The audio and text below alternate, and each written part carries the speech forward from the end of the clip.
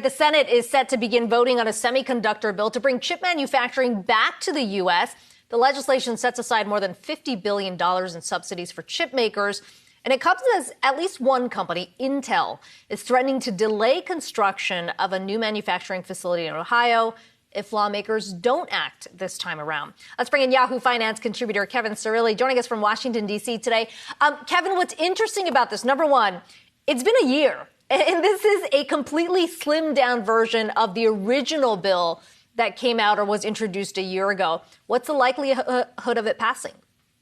Talk about a skinny bill, right? It's $52 billion worth of investment in the semiconductor research, as well as 25% in tax subsidies. But it's really interesting. I'm anticipating a vote later this afternoon in the Senate. It could get a vote in the House of Representatives as early as next week, quite frankly. Lawmakers that I'm speaking with, including Senator Mark Warner, a Democrat from Virginia, chairman of the U.S. Senate Intelligence Committee, says he wants to see this on President Biden's desk by August 8th.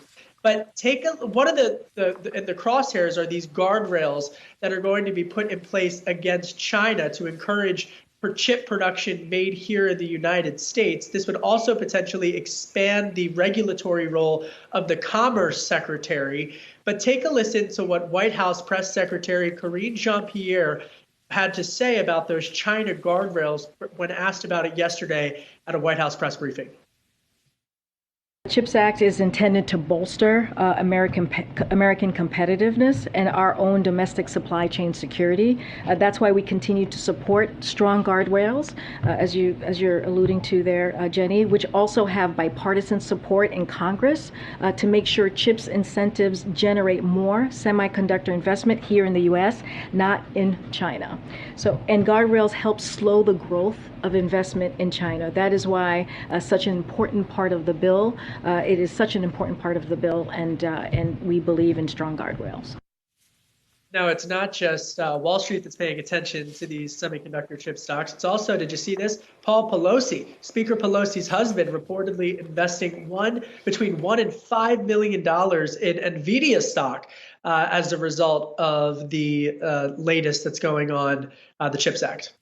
Yeah, it's certainly something that maybe flags conflict of interest, although it sounds like Nancy Pelosi saying for her part they're his stocks, not my stocks. I do want to ask about a separate issue that we're hearing about in Washington. Some reporting suggesting that the administration could move this week to declare a climate emergency that could do things, as I understand, like allow FEMA, for example, to boost renewable energy sources. What are you watching in D.C.? Is that something that could happen before the weekend?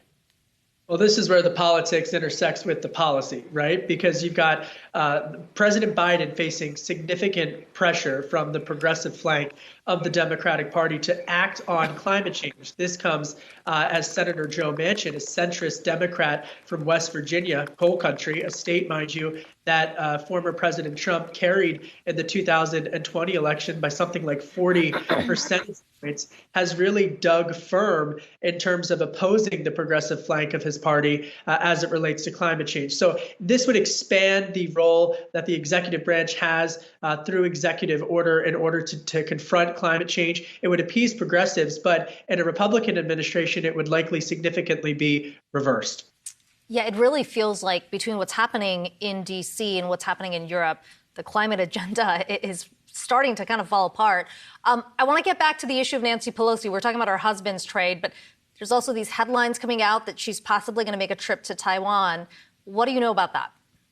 Well, two things. First and foremost, she was supposed to go to Taiwan, an incredibly important strategic partner and ally to the United States and a democracy. Half of the global supply chain of semiconductor chips comes from TSMC. But in addition to that, she was supposed to go earlier this year. She postponed that trip, and China's saying that they don't want that to happen. But the second point here, and you heard this yesterday in the White House press briefing, is that the U.S. Has some bargaining chips, so to speak, when it comes to pushing back against China should they try to do anything economically with that trip. And that is on these tariffs, right?